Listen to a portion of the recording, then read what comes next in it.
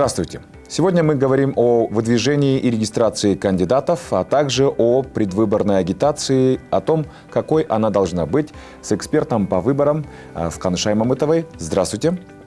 Мы в прошлый раз говорили про избирателей, про их активное право избирать. Но давайте сегодня поговорим про кандидатов, о том, какие есть особенности выдвижения и регистрации кандидатов в депутатов парламента в соответствии с новой избирательной системой.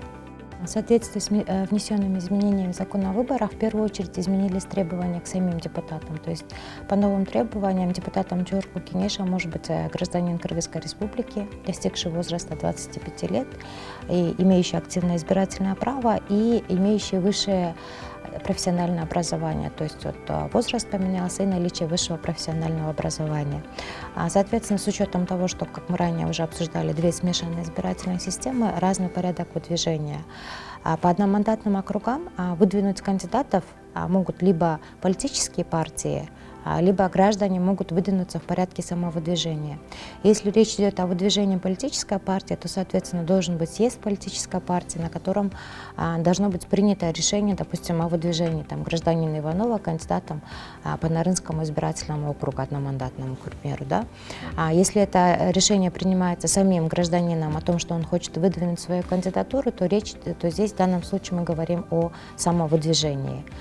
А по единому округу, получается, субъектом выдвижения может быть только политическая партия, которая выдвигает списки кандидатов. То есть по одномандатным округам конкретные личности кандидаты выдвигаются, а в едином округе это списки кандидатов. И, соответственно, по единому округу есть установленные законом требования к списку кандидатов в политической партии. То есть, в первую очередь, это гендерная квота, не более 70% лиц одного пола. Также предусмотрена молодежная квота, то есть не менее 15% лиц, которые не старше возраста 35 лет, и при этом первые 3 из них должны быть в первых 25 кандидатах.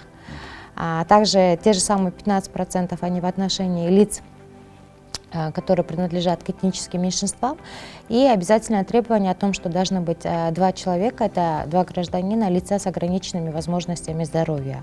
То есть таким образом на этапе выдвижения и регистрации списка кандидатов эти квоты, они предусмотрены, получается, действующим избирательным законодательством.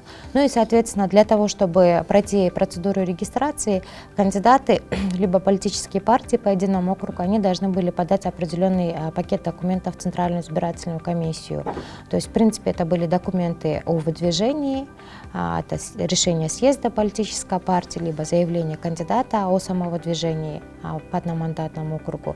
Потом это должны были быть заполнены кандидатом формы сведения о себе, нотариально заверенная, предоставить копию диплома о высшем образовании, оплатить избирательный залог, написать заявление о том, что он не возражает на сбор и обработку его персональных данных.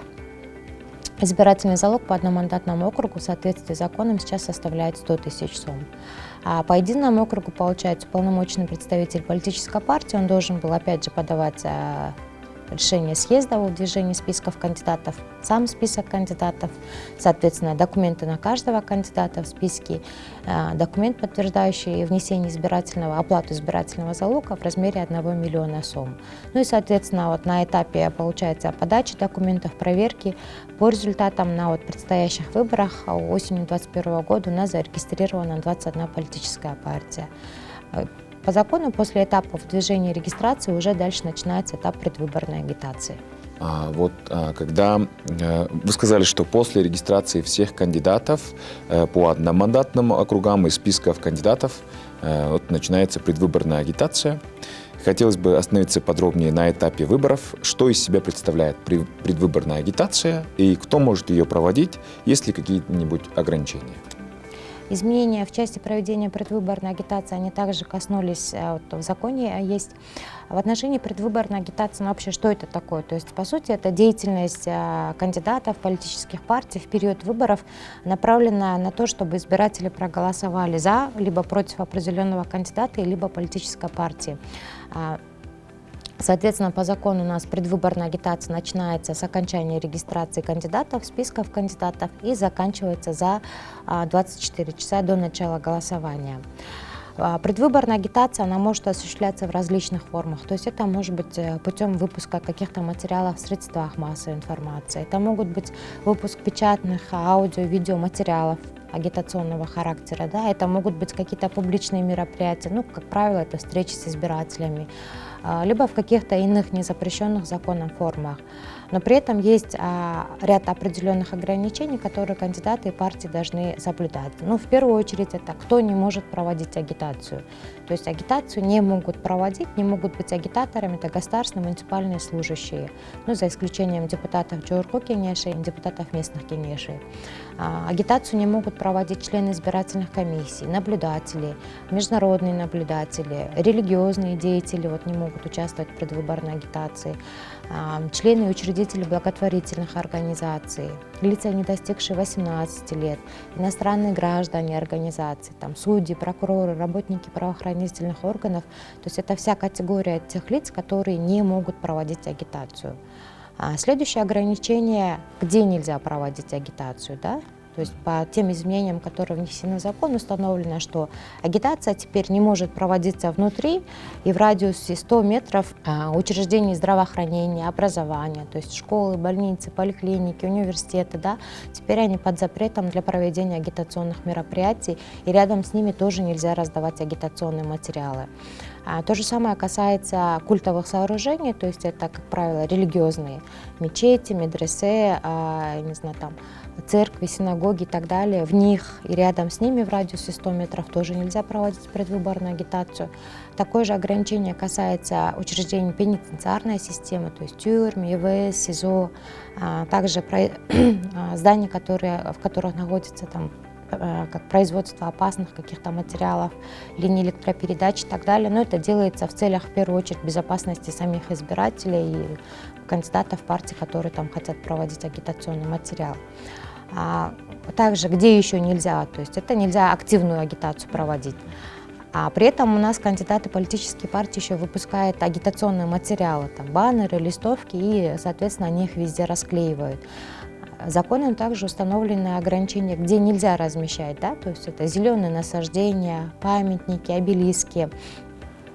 Это те места, в которых, по идее, политические партии и кандидаты не имеют права размещать свои печатные агитационные материалы. Если они размещают свои агитационные материалы на объектах частной собственности, допустим, на заборах, домах частных, да, то у них, соответственно, должно быть какое-то соглашение с владельцем этого помещения и его согласие. Если это коммерческое помещение, то, как правило, они, допустим, рекламные щиты, то они должны заключить договор об аренде этих рекламных щитов и, соответственно, произвести оплату из избирательного фонда. При этом при проведении агитации, соответственно, не должно быть случаев, когда кандидат либо политическая партия, она же может не только за себя агитировать, она же может и против своих оппонентов какие-то агитационные вещи произносить, это называется агитация против, да? Но при этом не допускается нанесение ущерба чести, достоинству, деловой репутации того или иного кандидата, либо политической партии.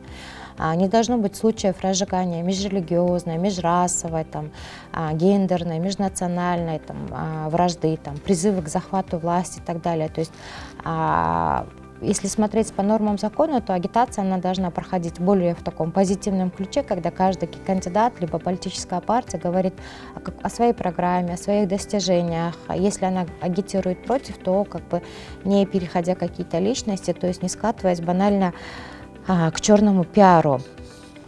И здесь очень важно, что следует отметить, то, что с момента назначения выборов запрещается осуществлять подкуп избирателей. То есть под подкупом что понимается? Вот выборы назначены, любые безвозмездно передаваемые материальные ценности, будь то там тортик в честь Дня учителя или продуктовый пакет в честь Дня пожилых, после выхода указа о назначении выборов они уже считаются подкупом. Соответственно, с момента назначения выборов запрещается осуществлять подкуп, распространять любые товары, услуги безвозмездно, либо на льготных условиях. И четко установлен запрет о том, что кандидатам, их близким родственникам и их представителям запрещено заниматься благотворительной деятельностью. Ну и единственное, что здесь подкупом не считается работа, выполненная в рамках обязательств, допустим, по договору. Если я как агитатор работаю на кандидата, распространяю его агитационный материал, рассказываю о его деятельности, то, соответственно, между нами заключен договор, и он мне за мою работу платит, то в этом случае это не подкуп. Но если вот кандидат, допустим, раздает продуктовые пакеты, да, либо организует какие-то чаепития, то в этом случае мы можем говорить о том, что имеет место подкуп избирателей. Огромное спасибо за подробное объяснение. С нами была эксперт по выборам Ханышай Мамытова.